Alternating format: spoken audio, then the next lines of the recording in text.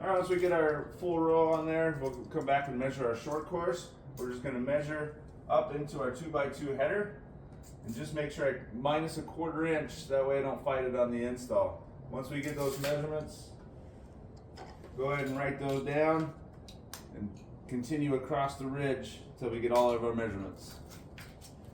Once we get the measurements for our ridge from the roof, we'll go ahead and bring it down. We'll start marking. We're going to mark a cut line and a bend line.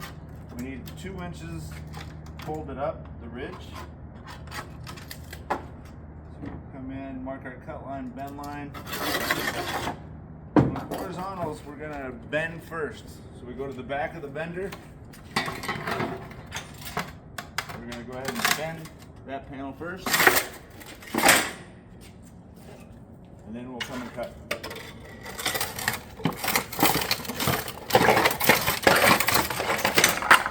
And once we get them all cut and bent, we'll go ahead and bring them up to the roof.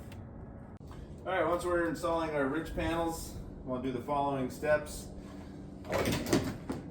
Depending on which way you're going, you're going to want to do one side, fasten that in,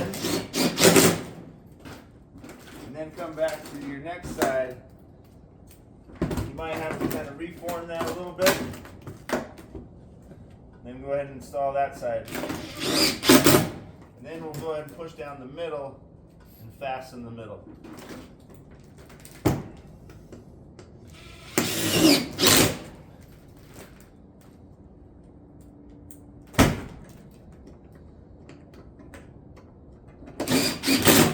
And then we'll go ahead and put fasteners into our header as well.